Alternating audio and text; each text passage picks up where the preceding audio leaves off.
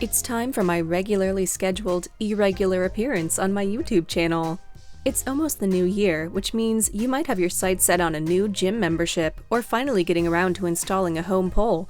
But the two worlds don't have to be completely separate. In fact, I'm here to talk about my personal favorite gym exercises that help me be a better pole dancer. Yes, I've made a video like this before, but 1, it flopped, and 2, it focused mostly on exercises you can do at home. Well, ever since my Muscle Mommy video, I've been haunting the hallowed halls of Planet Fitness, which has gotten me thinking about making this video. Now listen, I'm not a personal trainer or physical therapist or even a very good pole dancer most days. I didn't study kinesiology. That's college for gym.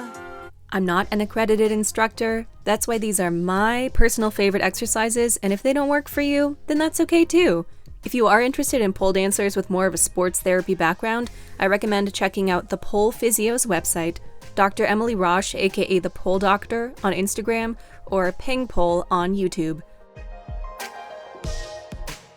The reason why I feel qualified at all to talk about this is because I've spent half of my life now lifting weights and the past 3 years and change doing aerial arts, so I know some things.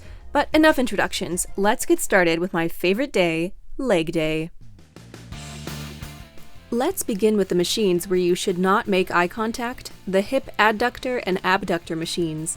The hip adductor is the one where you straddle these little paddle things and then bring your legs together. I like to remember this by thinking, adductor. Bringing your legs together is like addition. What this helps with, anything that requires squeezing your legs together, especially something like a layback. When I'm hanging upside down with only my thighs holding me up, I want some oomph in those inner thigh muscles, and the hip adductor machine is a great way to strengthen them. A lot of other exercises involve the inner thighs, but I find this one especially similar to the feeling of holding a layback or clamping my legs together in a Superman or something. Now onto the adductor sister machine, the abductor, where you put your legs between the paddles and push them out. I like to think of this like abductor, like abstract, which sounds like subtract because pushing your legs apart is like subtraction. Okay, so that doesn't work as well. What this helps with, any movement, and there are surprisingly a lot, that require you to lift your hips sideways to hook onto the pole. Think the entrance to a jasmine or a genie or a side climb. If you're like me, this movement is not one you're naturally strong in.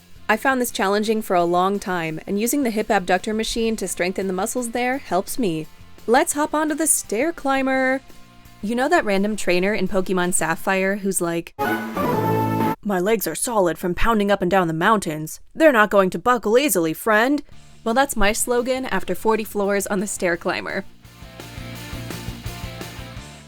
Have you ever finished a pole combo and found yourself absolutely gasping for breath? That's probably a sign that you need to do more cardio conditioning. Kelsey, I'm talking to you. But the stair climber is a 2-for-1 deal because I can build up my gnarly quads while getting my cardio in, as opposed to something like a treadmill, which works your calves more. Having giant quads has only ever helped me with pole, except for rare instances like trying to thread my stupid leg through in a Stupid Apprentice to Stupid Superman transition. So anything that keeps them giant is good for me.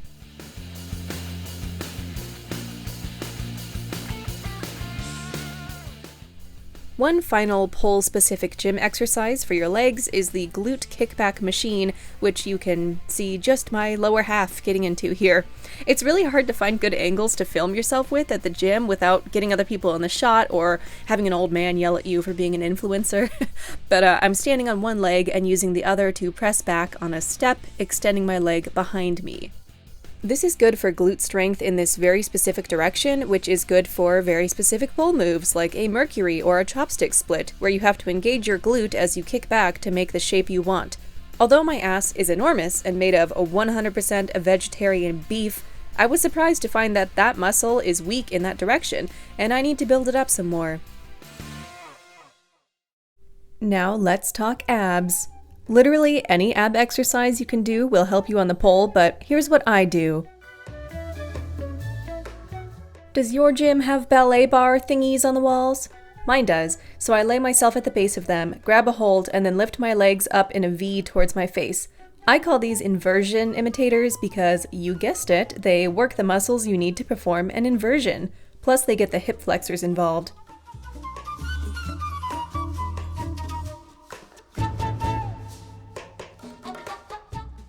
I can get a similar effect by climbing onto what I call the captain's chair, which is an upright stand with pads on it. It's hard to describe, okay? The point is, I can hold myself up with my arms and do leg lifts or knee tucks, also working those lower abs that, again, are the ones you depend on for inversions. If your gym has neither bars or captain's chair, I bet it has a bench. You can lay down on it, grip above your head, and then lift your legs up towards the sky and out of the frame because, again, filming yourself working out is awkward. This also helps with that terrifying crunch that you have to do to get out of something like a cross-knee release.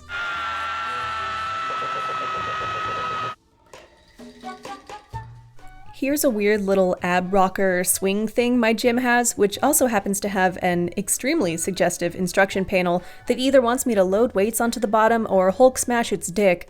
Not sure. Quite frankly, I look stupid using this machine, and you would too, because everyone does, but it's unique because instead of a regular crunch, this one is more about controlling the motion and resisting the swinging of the movement.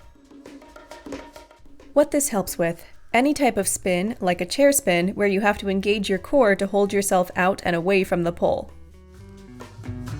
I can also look even more ridiculous and turn my body so the swing is going sideways, which helps me get my obliques, and that helps with things like lifting your leg to the side midair.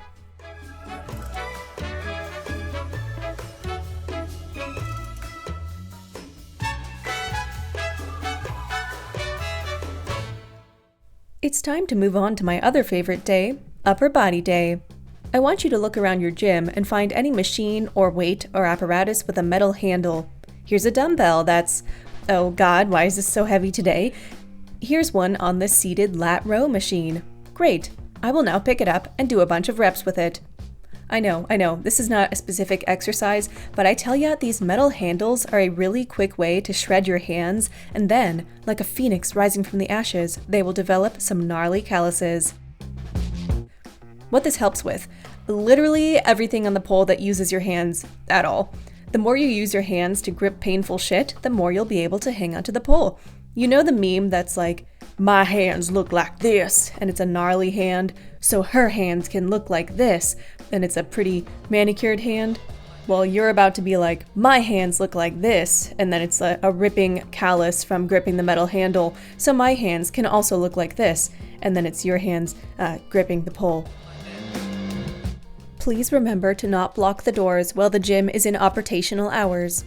Here's the machine that actually prompted this video idea because I posted it on my Instagram story and one of you asked me to cover this topic. I'm not sure that all gyms will have something like this, but I call this the endless rope climb machine. It's just a rope hooked onto a pulley system and you pull it and it loops back up onto itself and there you have it. This one is a bonus good exercise for all aerial arts, not just pole, because it mimics the sensation of climbing any vertical apparatus or gripping the ropes on a horizontal apparatus. You can stand and pull, sit and pull, use only one hand, whatever you want. This is also a surprisingly good cardio workout. I become the big bad wolf when I do this, by which I mean I huff and I puff and I sign an eviction notice. Now I'm gonna find something to hang from. Here's an assisted pull-up machine without the assisted part engaged. You will quickly notice that I actually suck so hard at this.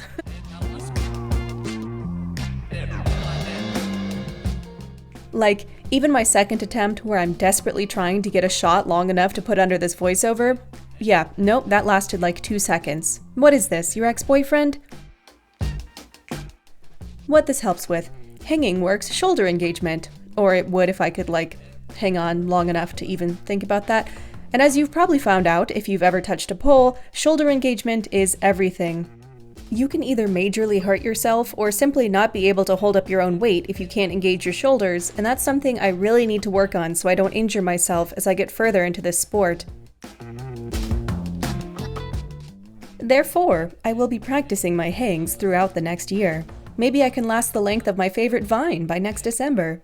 Road work ahead? Yeah, I sure hope it does.